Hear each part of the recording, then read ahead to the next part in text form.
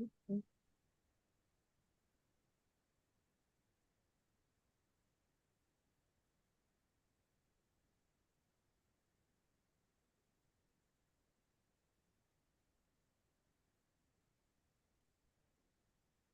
right, by my clock, I have 10 a.m. on the dot, so we will get started.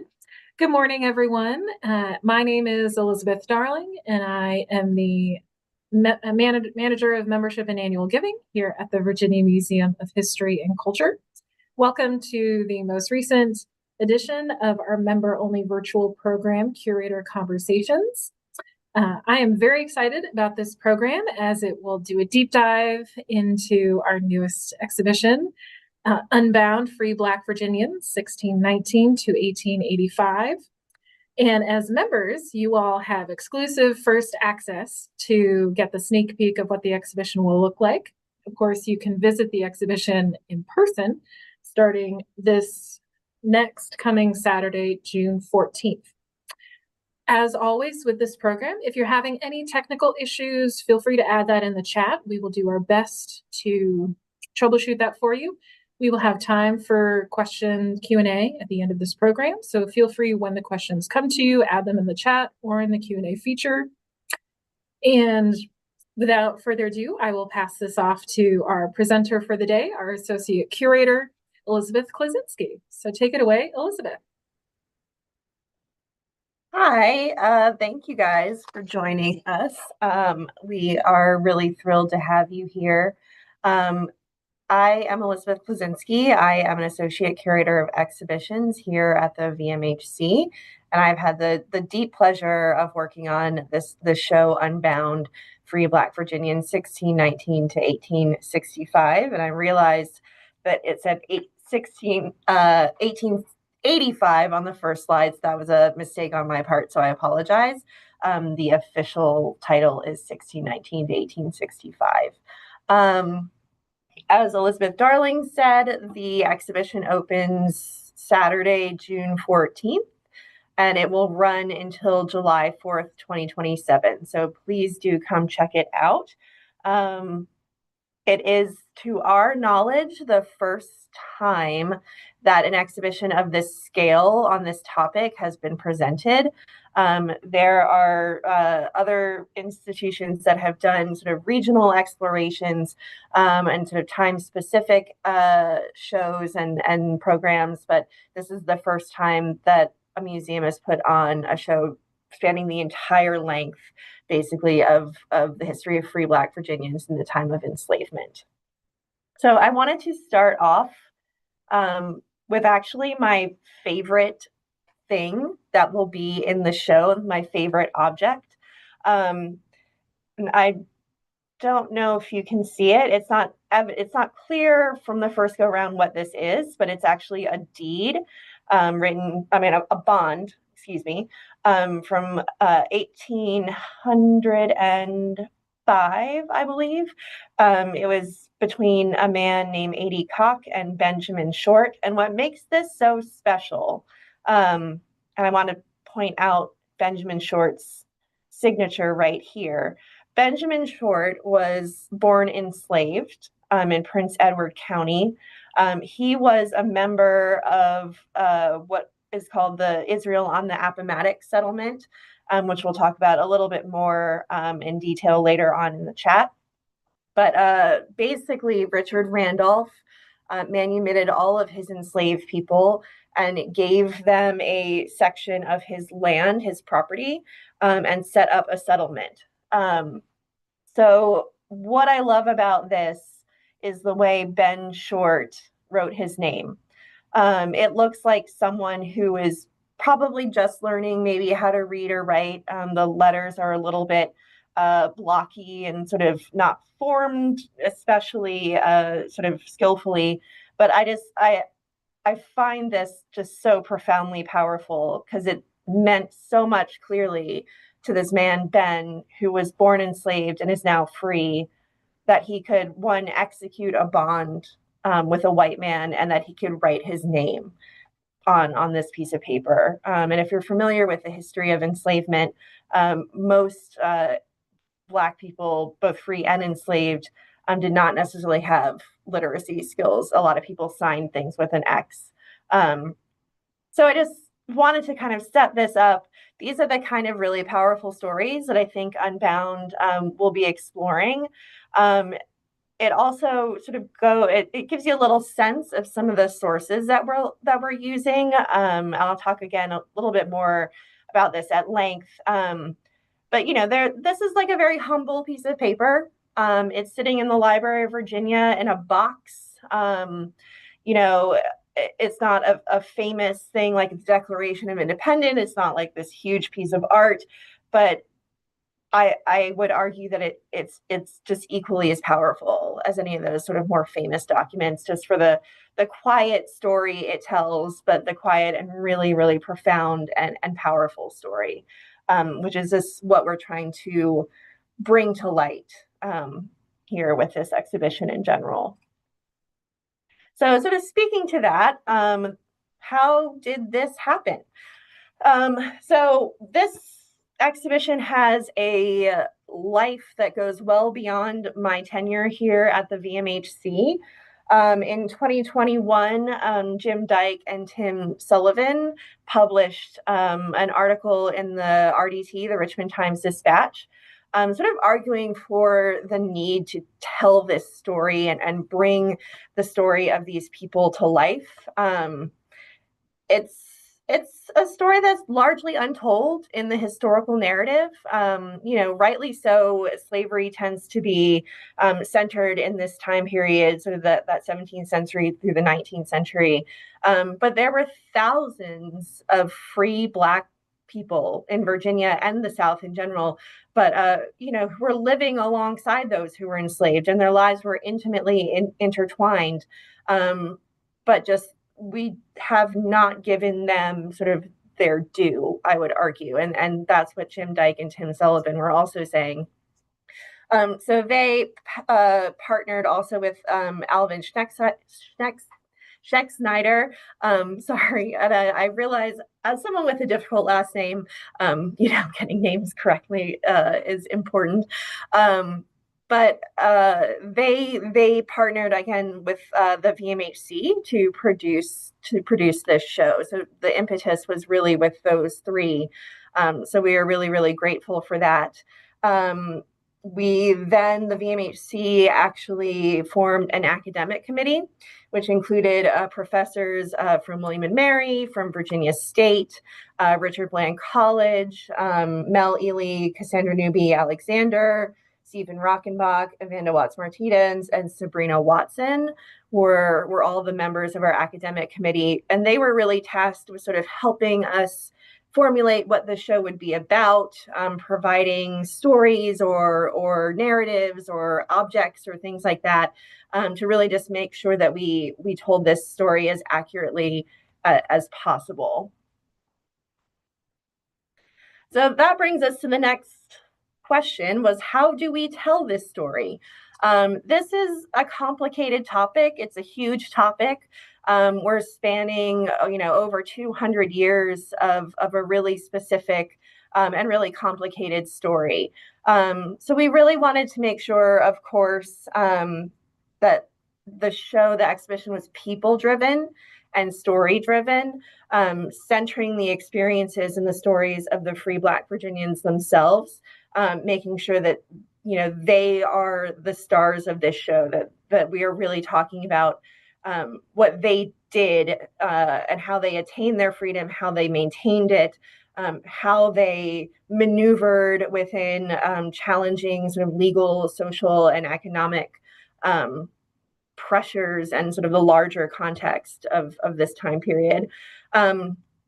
We did decide ultimately on sort of a chronological underpinning. We'll talk about that.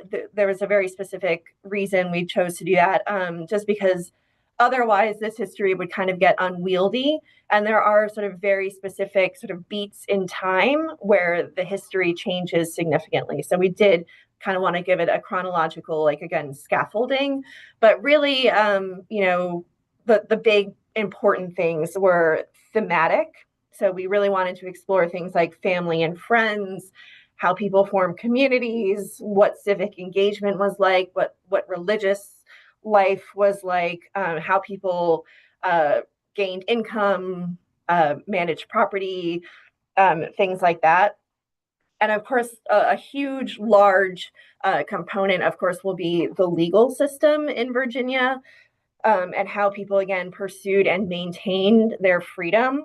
And sort of a smaller story, but I think an equally important one, is how to read the archives. A lot of the material that we have about free Black people are not written by free Black people. So it's sort of interrogating, how do we use these sources, some of which are pretty hard to deal with, challenging subject material, challenging topics, to really make sure that, again, we are centering the experiences and the stories of the free Black people themselves, and not the people who are writing about them necessarily disparagingly. So again, to really just emphasize, we just wanted to make sure we put them front and center in this story. And so I'll go through kind of a brief overview of some of the different sections. Like I said, we broke this down chronologically. So the first section of the show we are calling Defining Freedom. And so that's more like the 17th century portion, sort of the origin story, if you will. Of course, 1619 marks the arrival of the first Africans in the colony of Virginia, the first noted or first recorded Africans in the colony of Virginia. And this time period really is all about defining what is enslavement and what is freedom. And that, of course, is based on law. So Virginia, of course, was a British colony. It was ruled by British common law, which was very ambiguous on slavery. It didn't really have any clear statutes. And so there's sort of a relative looseness in this time period. Virginia is also experiencing a lot of economic and demographic instability. It's a little bit of a challenging place to be. So you're starting to see people really just trying to figure out again, the definition of who will be free and who will be enslaved. And of course, as people are creating sort of this system of racialized chattel slavery, people were resisting. They were showing agency. You'll meet people like Elizabeth Key, who actually went to court to try to prove that she was legally free, and she won her court case. So you're seeing, again, sort of a relative fluidity in this time period. Of course, though, heading on to the 18th century, you're really starting to see an economic, social, and sort of political hardening of a racial hierarchy, which will be really important for the next section of the story. So limiting freedom, 1705 to 1782. In 1705, the General Assembly passed what is called the Slave Code. And you can look it up. It's pretty brutal. It's also huge. I think there's something like 48 or 46 or something like that, sort of individual acts within this larger act. So it really restricted what free and enslaved Black people could do in Virginia. It really established that there were different punishments that applied to white and Black people. It just was a really sort of slamming down of a curtain in some ways on the relatively loose sort of racial hierarchy of the 17th century. In 1723, the General Assembly also passed a law that said private manumissions were not allowed. So if someone wanted to free an enslaved person, they had to get permission from the governor and the governor's council to do so. And just to give you an idea of how that played out, between 1723 and the American Revolution, the beginning of the Revolution, fewer than 25 people in Virginia were legally manumitted. That's pretty extraordinary when you really think about it. Most people, if they were free, they were born free, or they self-emancipated and took sort of their freedom into their own hands. So a really restrictive time period of here in the 18th century. I'm also sort of highlighting with photos some of the objects that will be in the show. Please excuse sometimes my like terrible iPhone photography and my like lack of skills to make PowerPoint pretty. But you know, this object, which will be in this section, these are marbles from the Bray School, which is in Williamsburg, and it was one of the first schools for free and enslaved Black children and also Indigenous children in Virginia. So we will be featuring stories from the school, some of the children who attended.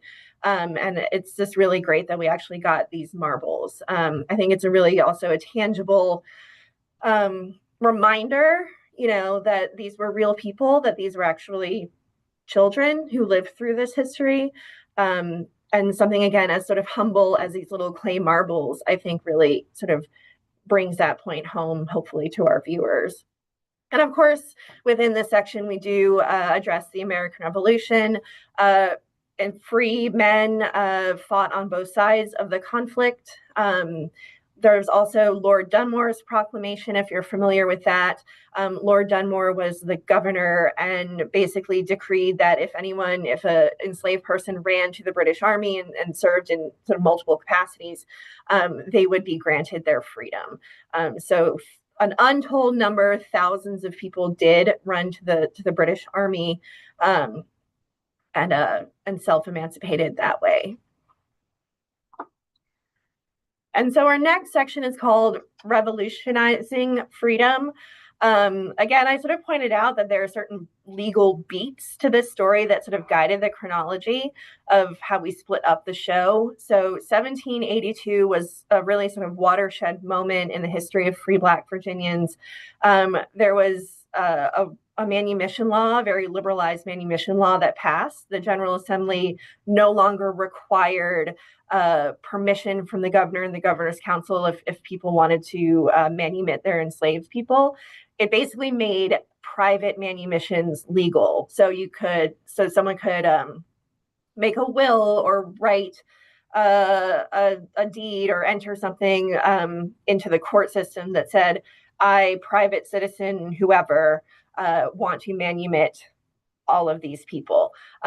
This created a population explosion of the number of free Black Virginians. You'll also see in the show we do have maps and demographic sort of statistics to show population change over time. But you really see like a massive explosion at this point. I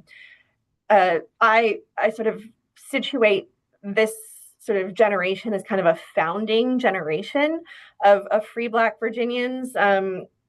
These become the parents and the grandparents of the people who, in the 19th century, were sort of most successful, became property owners, established communities, were really active in civic and religious life.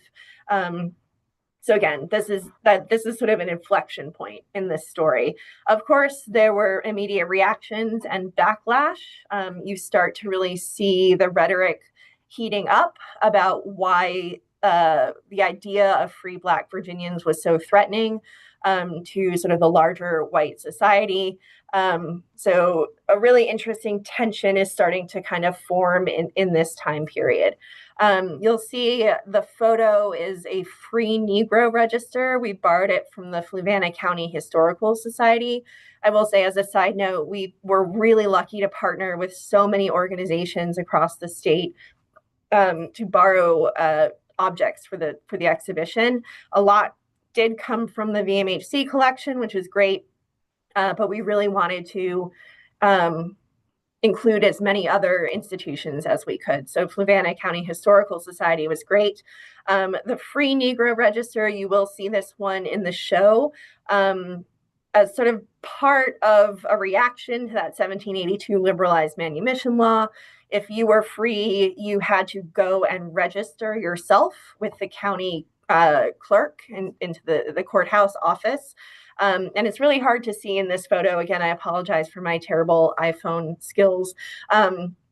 but it's basically just a really detailed description of the people who came to register. So you have your height, any scars or markings, your complexion, details, probably maybe how you gained your freedom or if you were born free.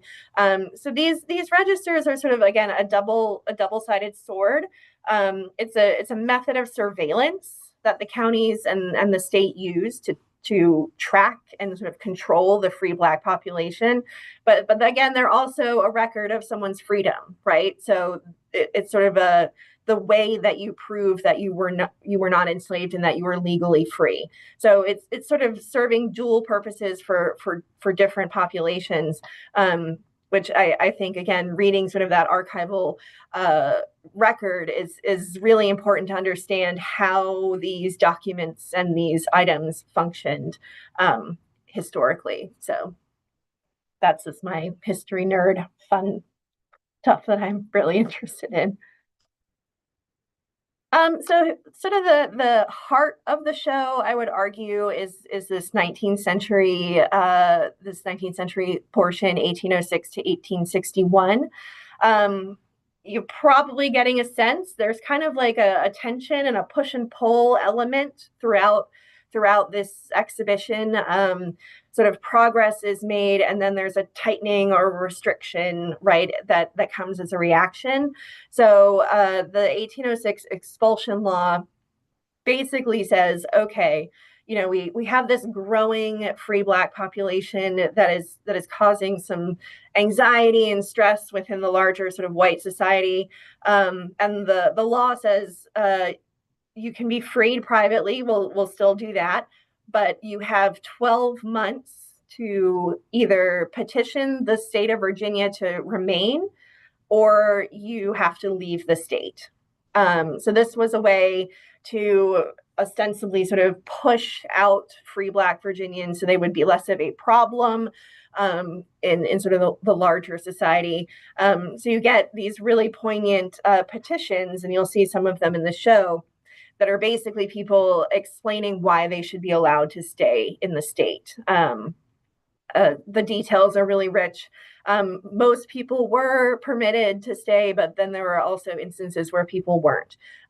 So again, kind of how that legal system is shaping people's experiences of freedom is really important. At the same time, you are seeing, again, I mentioned that founding generation. So their children, their grandchildren, many whom were born free, are establishing businesses. They're creating communities. They're establishing churches. They're establishing things, mutual aid societies. In this period of time, Richmond and Petersburg, even up sort of in Northern Virginia, Lynchburg, sort of all of these urban areas have pretty significant free Black populations, and they're doing very well. Sort of the irony is, in the 1840s, some of the really restrictive laws start coming in, and at the same time, it's the highest height of free Black property ownership in Virginia history. So you're seeing people rising up, they're doing well, and again, that tightening as a reaction to it. So, a period of great contradiction and complication. Of course, Nat Turner's rebellion occurs in this time period too, which really is sort of a pivotal moment too in this story, and the way that people had to react to a very hostile legal system. We have here my sort of favorite object in this section, Sarah Jackson's needlepoint. So Sarah Jackson was the daughter of, I can't remember her father's name, so pardon me for that, but she was a member of the Israel on the Hill settlement. You'll remember back to the Ben Short bond that he was also a member of. So her father was actually pretty wealthy. He owned sort of significant land. He created a pretty respectable fortune for himself, and sent Sarah to a boarding school in Baltimore to be educated because there were no legal schools for free or enslaved children in Virginia at the time. So she created this needlepoint up in Baltimore in 1860. So again, just showing just the fact that she couldn't stay at home to be educated, right? Like what are the consequences of that? And she was fortunate because her parents could afford to send her to school, which of course was out of reach for a lot of people at the time. So the Civil War, of course, is another really pivotal moment in this story. We focus in this section on what was life like for civilians, people who didn't have sort of any military attachment. So how did free Black people navigate what was going on during the war years? We also discuss contrabands. So these were the people who fled to the Union Army, the United States Army, as the war progressed. Again, sort of as an echo back to the American Revolution, the United States Army said basically, if you are enslaved and you make it to us, you are free. More or less. So we do explore that. You'll see on the left, we have A Ride for Liberty, which is a pretty famous painting. You might have seen it other places. So it depicts a family fleeing via horseback. And we're actually getting it on loan from next door from our friends at the VMFA, which is very exciting. They do have a copy. So we're very, very thrilled to be presenting that. Unfortunately, that'll be the last 10 months of the show. So you'll just have to come the first few months and then the last to see A Ride for Liberty. And of course, we'll also discuss military experiences, military service, how people, men and women, supported the United States Army during the Civil War. And so the last part, embodying freedom, 1865 and beyond. Once general emancipation is declared, everyone is now legally free. We will explore how people who were free prior to the war really took leadership positions in Virginia politics, civic life, particularly in cities, and religious life, and particularly education. Many free Black people who were free prior to the war, were really instrumental in creating schools and educating generations of people. So you'll see that we dive into that a little bit into the 20th century. We don't spend a lot of time in the 20th century. Our gallery is rather small, and that's a whole other story. But we do discuss it a little bit. And part of what I'm really excited about in this show is we've engaged with descendants. We have 4 portraits of descendant groups, individuals, groups, families, that were made by a contemporary photographer named Reddy Roy. And you'll see this gentleman, Brian Palmer, here in the slide. He is a journalist. He is based here in Richmond. His great grandparents self-emancipated during the Civil War. And he is the founder and sort of steward of the Friends of East End Cemetery, which is a local organization here in town that is dedicated to cleaning up the East End Cemetery and Evergreen Cemetery, which are historically Black cemeteries that have been widely sort of neglected and abused well into the 20th century. So he and his crew are helping to restore and clean up that area. So we have these great people who we've connected with who are really doing amazing work now, sort of, and the idea is to really emphasize that this history is not over, right? Like this story, yes, is a 17th, 18th, 19th century story, but there are still people today members of these families who are just walking amongst us and doing great work. So it's a reminder, the past isn't entirely gone, and there are people who are again working to honor the legacies of their ancestors, which I think is really powerful. And so here's this little sneak peek of the galleries. The show is coming together. Our designers did incredible work. So it's just really visually stunning. And we hope to see you at some point. Please come check it out. And I am happy to answer any questions. Thank you guys so much. Well, thank you, Elizabeth, so much for this sneak peek and deep dive into the history and themes of the exhibition. We do have several questions, so we will do our best to get to as many as possible.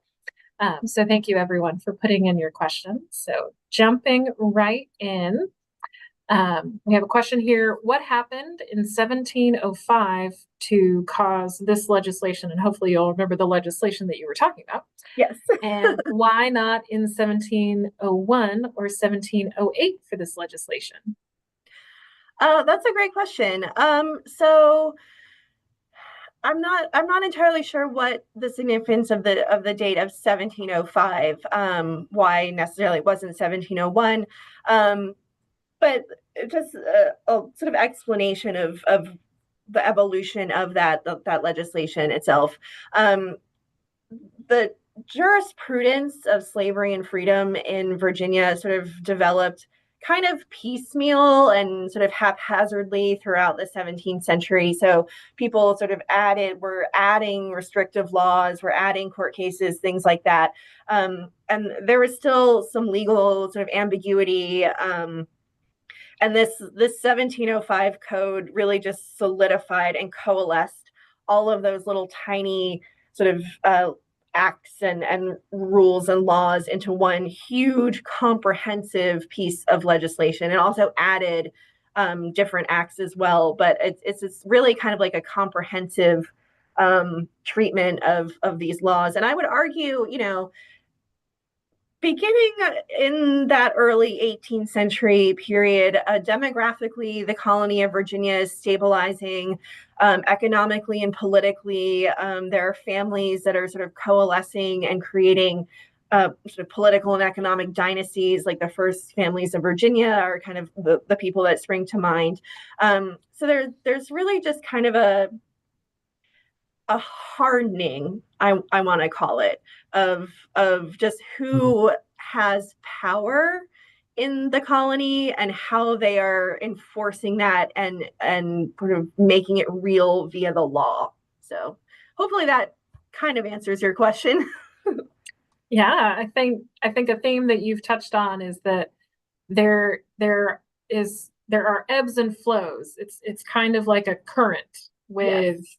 what powers and restrictions enslaved people and also free Black Virginians have in the colonies and then through early statehood as part of the U.S. Absolutely. All right. Then we have another question here that I have heard Elizabeth mention a woman who was free and married to an abusive enslaved man and used the law to rid herself of him by purchasing him and freeing him, which meant he had to leave the state. Yes. Could she tell that story and give some details on who she was and where she found that information? Yeah. Thanks. Someone has. So this was a woman named Catherine. She lived in the 19th century. I want to say 1820s or into the 40s. I'm a horrible historian in terms of dates. I'm really, really bad. But she lived in Petersburg. And yes, so she was free and her husband was enslaved, which means that their marriage actually wasn't even legally recognized by the state of Virginia.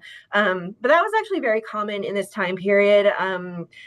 Families of mixed status, wherein like a spouse was free or enslaved, or children were free or enslaved. That was far more the norm than the exception. But anyway, Yeah, apparently he was not a really good guy. He was abusive. He was just not good. And so basically, she manumitted him so that he had to leave the state per the 1806 expulsion law. So it's kind of an amazing story, and it also goes to show you, that these people were legally savvy. There's so many instances of people using the law creatively, in her case, very creatively, but in other ways as well.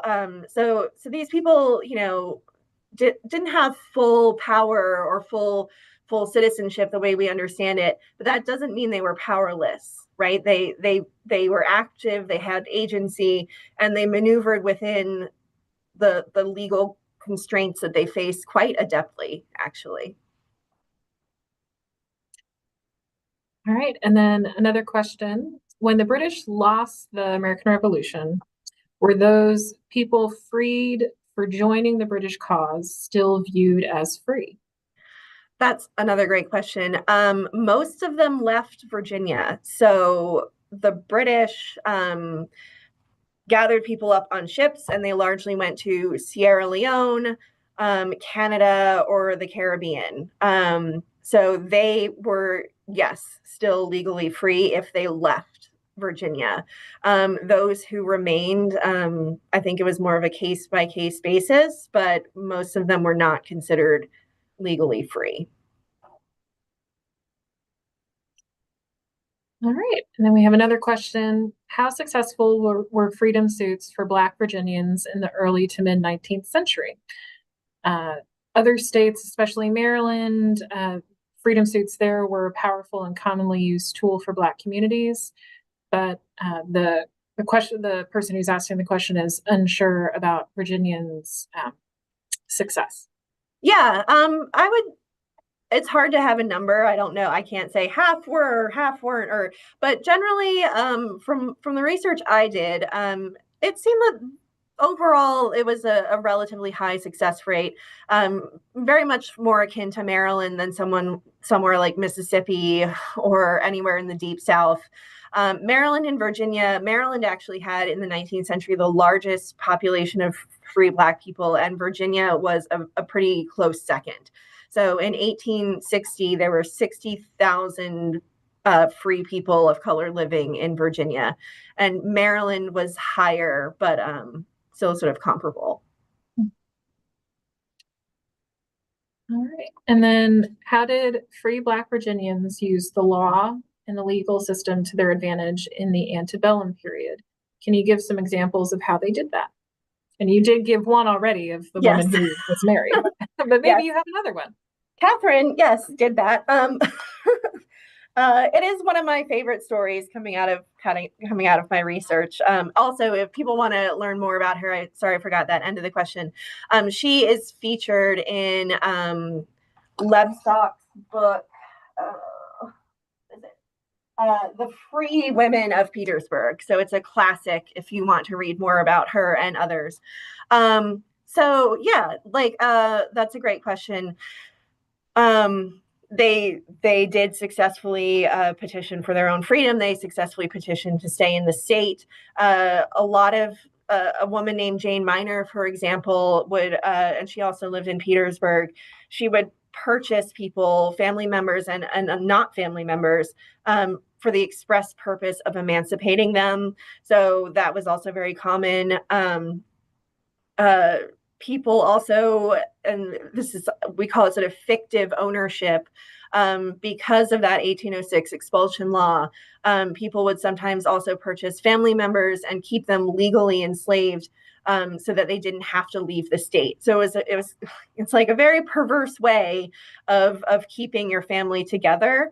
But it showed, again, like a really sophisticated knowledge of the legal system to understand that. A really powerful thing that we have in the show is actually a will. A man named Lewis Turner was free, and he wrote his will, and he sort of fictively owned his wife, Aggie. And in his will, he says, I would like to free my wife, Aggie, only if she's allowed to stay in the state. And if she's not, she will become the property of my nephew. So it's people, again, it's kind of tough to hear these stories now, because the idea of legally owning your family member is like so grotesque. But people understood that this was legal reality, and they used that to their advantage to keep their family safe. Thank you for that. Yeah. We have another question here.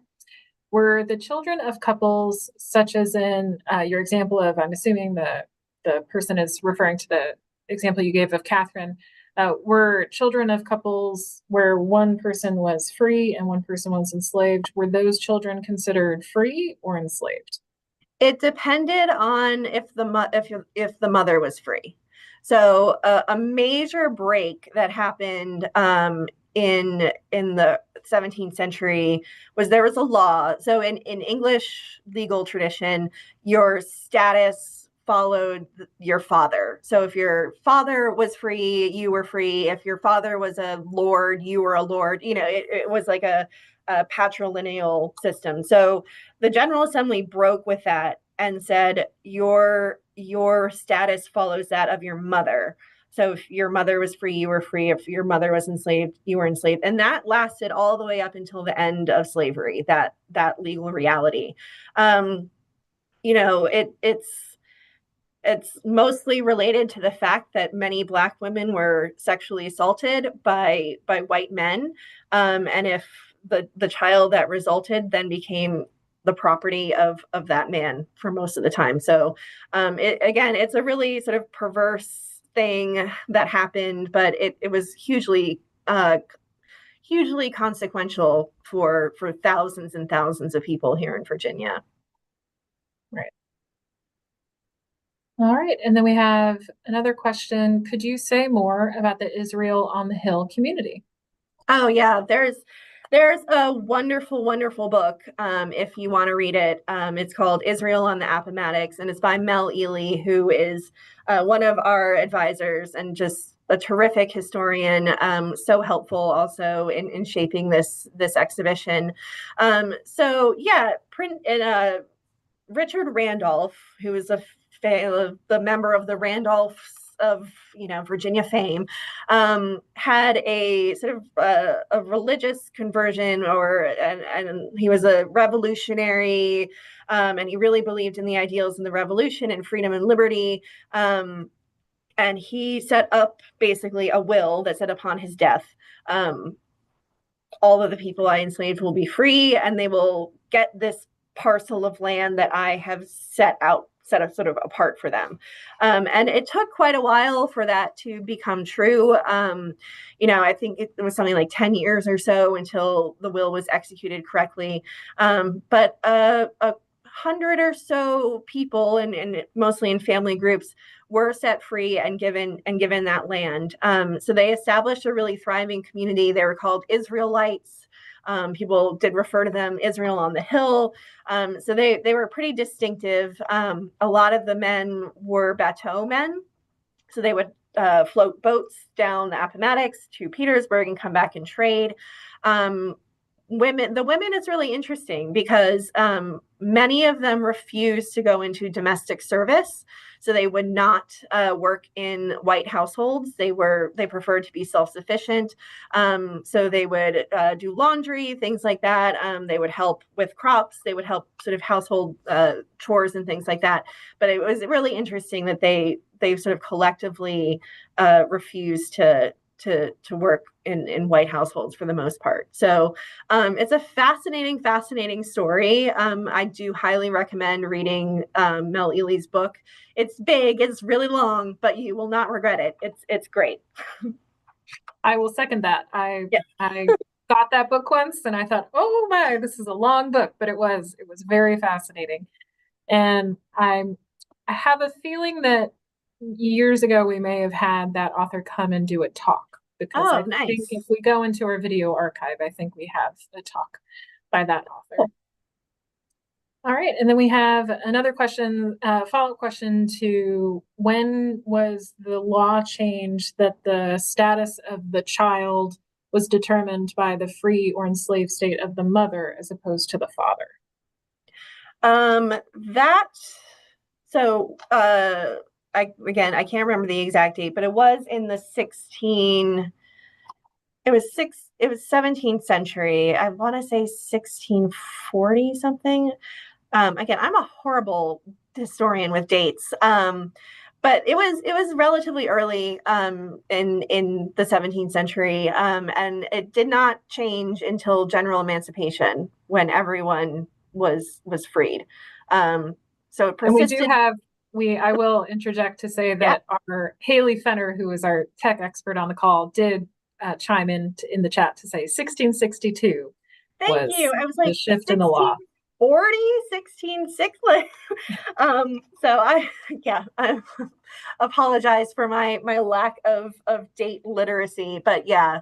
And the 1660s was sort of the beginning point. You would start to see a lot of concerted effort to legally define slavery in Virginia. So the 1660s was the population of Black people in Virginia was sufficient enough to warrant the General Assembly thinking, okay, now we have to really decide what freedom is and who is entitled to it. And, it was racialized, of course. So that's sort of the beginning of a lot of these efforts. Mhm. All right, we do have a few minutes left for some additional questions. So if you have questions that have come up, please feel free to add them.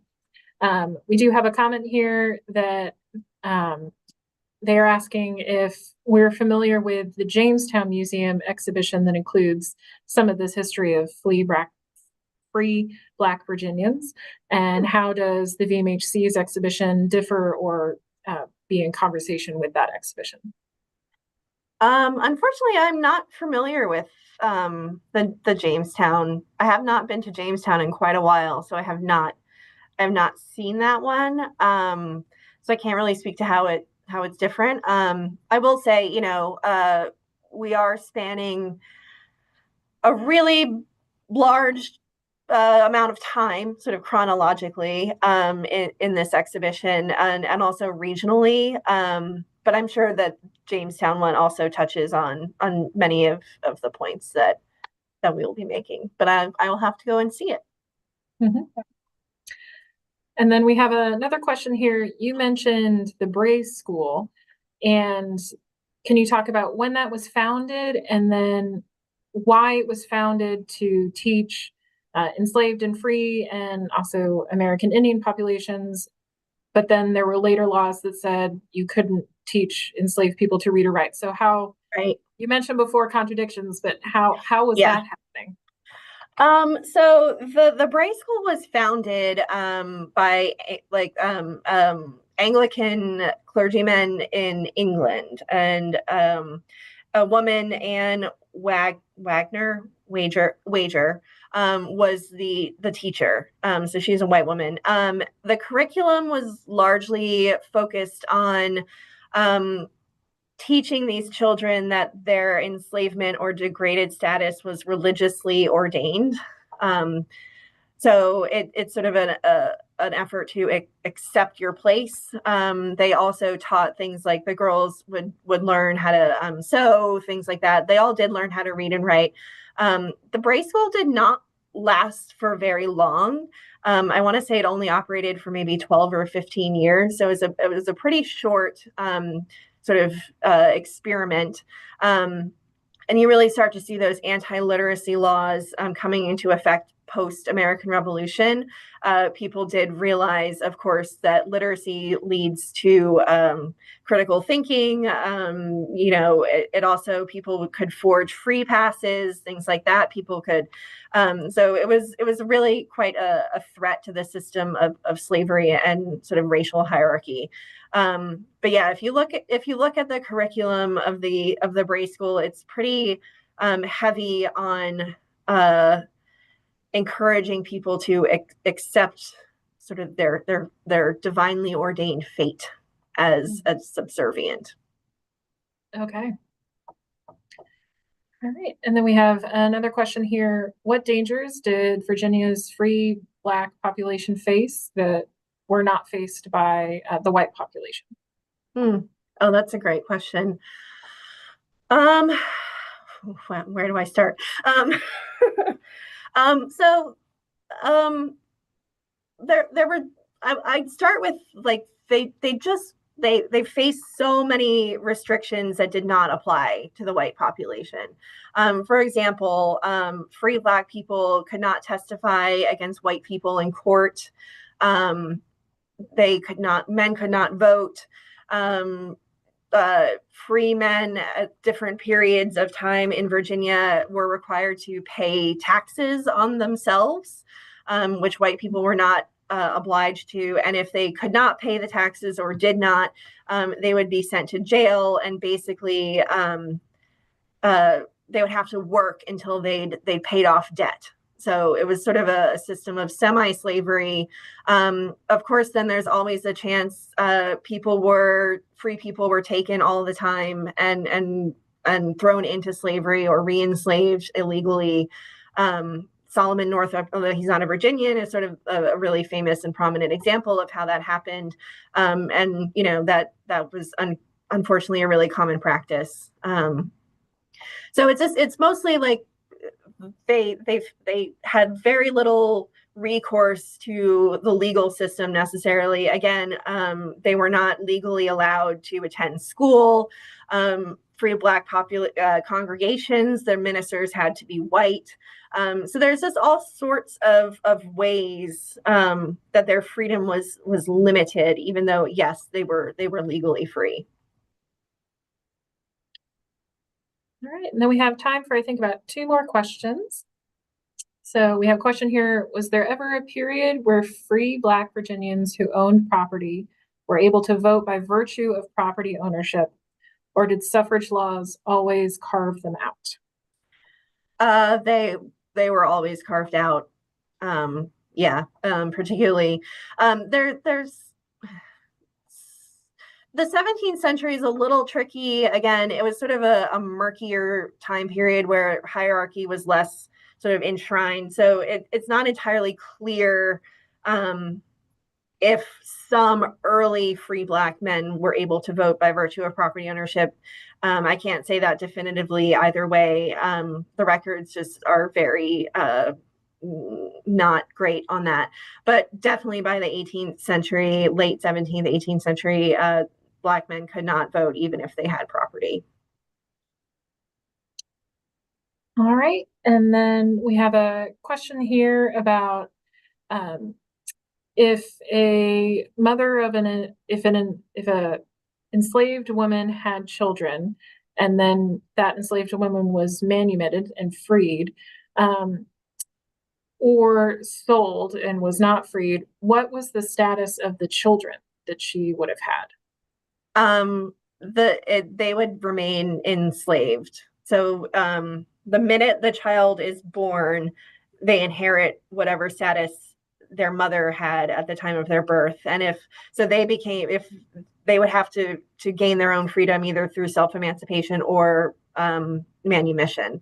So even if your mother became free, it didn't impact you, which, yeah. We have a few items in the exhibition that speak to this. There's a really poignant autobiography of a man, and it's not a mother, but it's a man. His name is Noah Davis.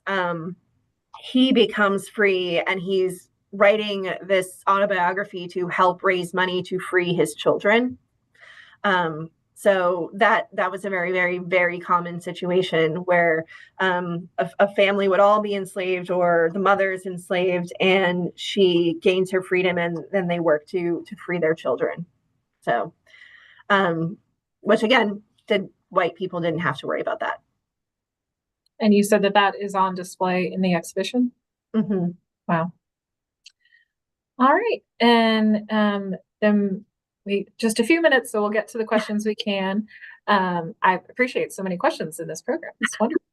How do you think this discussion of free Black Virginians fits into the larger discussion of racism throughout America's history? And you've touched on this a bit in your talk, but if you have any additional thoughts? Yeah, no, that's a great question. I just think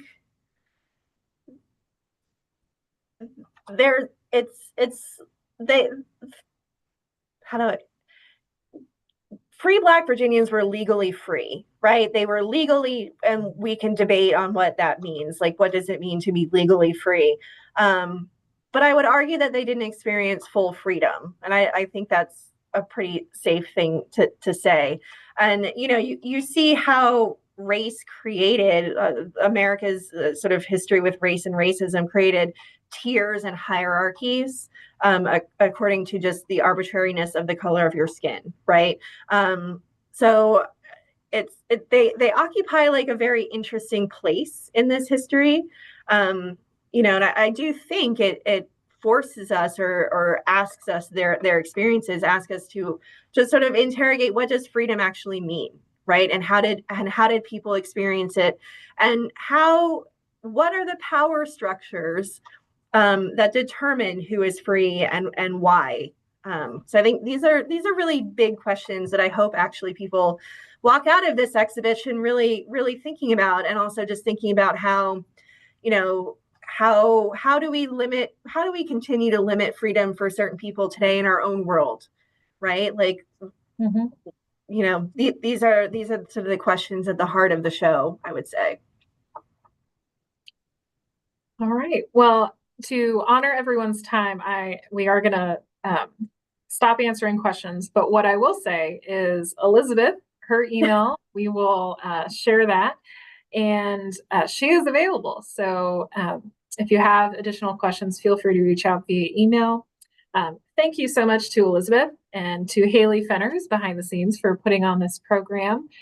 As we mentioned, the exhibition Unbound Free Black Virginians from 1619 to 1865 will open this following Saturday, June 14th, and will be up for about 2 years. So we have a lot of time to come see it, but also, as Elizabeth said, we've got some objects and artifacts that will be coming and going throughout the run. So if you come early, definitely come back later and see the changes and additions. Going forward, in general, for the museum, we have a couple of events that I want to highlight. We have an upcoming special lecture in partnership with the MCV Foundation later on this month on June 18th, discussing the Revolution's founding martyr. Members get a discount on tickets for that, so be sure to check that out on our website, virginiahistory.org. And again, if you have children or little ones in your house, or you are the grandparent of little ones, or you have neighbors or know folks who are parents and are looking for things to do with their children, we have throughout the summer on Tuesdays and Thursdays activities that are specifically designed for families of younger children. And on Tuesdays, we have Front Lawn Fun, where you can come visit the museum and play like it's the 18th century or the 19th century. We hope to have that outside, but if it's too hot, we'll have them inside. And again, that's free. And then on Thursdays, we have themed Thursdays, where there will be hands-on colonial themed crafts that families and children can do in the galleries. We will follow up with an email with the recording of this program, and that will include Elizabeth's email. So again, if you have follow-up questions, please don't hesitate to reach out. And as always, thank you so much for attending this program, and especially for your continued support as members of the VMHC. Everything that we do here at the museum, including putting on these special exhibitions, is possible through your generous support. And with that, I hope you have a wonderful rest of your day.